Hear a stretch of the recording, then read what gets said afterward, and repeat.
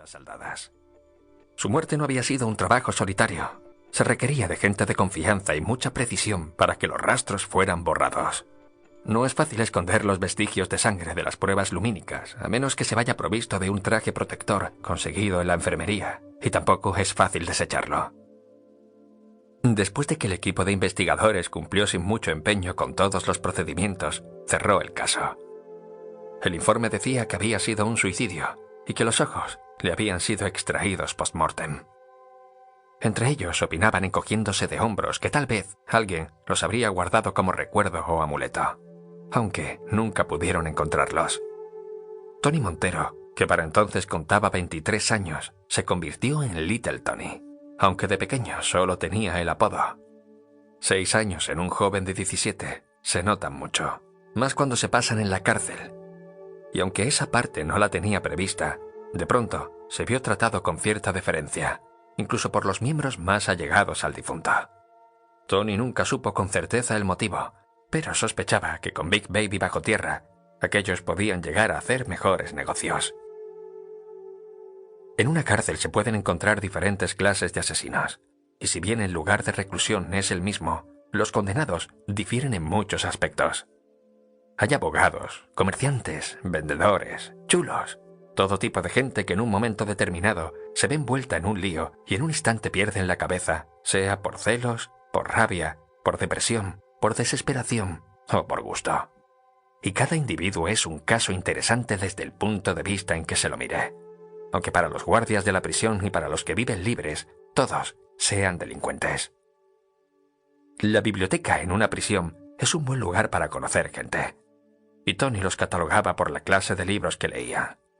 Había uno en particular que siempre escogía títulos como La guerra y la paz, Así habló Zaratustra o 100 años de soledad. Cuando él les echó un vistazo supo que no eran libros que leería un hombre inculto. El gran lector, como lo bautizó mentalmente, se llamaba Marc Lecurie. Delgado, de piel trigueña, sus ojos verdosos de mirada aburrida ocultaban una agudeza e inteligencia que Tony comprobó al ir conociéndolo. Según le dijo, su apellido era de origen judío. Sus antepasados se habían radicado en Francia después de que salieran de España por un decreto de expulsión firmado por los reyes católicos, y después emigraron a América por el 1900.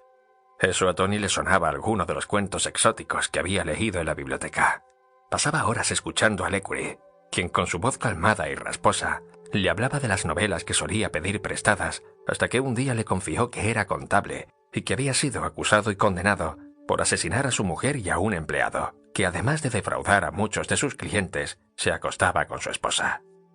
Lecurie llevaba casi los mismos años que Tony en la cárcel. Cuando ingresó tenía 66 años y una compañía que hacía auditorías y llevaba la contabilidad de empresas y también de gente importante. Y como suele suceder en un lugar donde se juntan personas, se enteró de que conocía a David Ellison, aunque nunca le había prestado sus servicios. «Creí que la gente con dinero no era condenada», le dijo un día Tony. «En mi caso las pruebas eran irrefutables.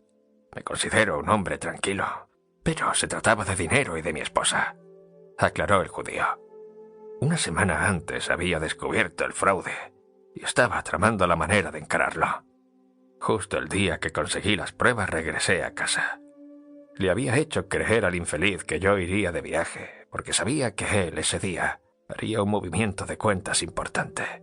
Una trampa que yo le había tendido. Cuando entré en el dormitorio los vi a él y a mi mujer encamados. Me cegaron la furia, la indignación, los celos, qué sé yo. Cogí la pistola que guardaba en un cajón del armario y la descargué por completo sobre ellos. Contó Lecurie sin expresión en el rostro y sin que ninguna inflexión en su voz denotara emociones. Perder el negocio y a la mujer que se ama es demasiado para un mismo día, pensó Tony. Yo trabajaba para David Ellison. Él es el asesino, no yo. Pero ya ves, estoy aquí y él tan campante. Le confió Tony a su vez. ¿David Ellison? No era mi cliente, pero lo conozco. Es un hombre bien relacionado, aunque algunos de sus negocios no parecen ser muy limpios. Fue así como concluyó que todo el mundo tiene algo que ocultar. Lecurie aseguraba que desde el presidente hasta la más inmunda sabandija ocultaba algo que no le convenía que se supiera. Y apoderarse de ese secreto daba poder. Aprendió muchas cosas con el judío Lecurie.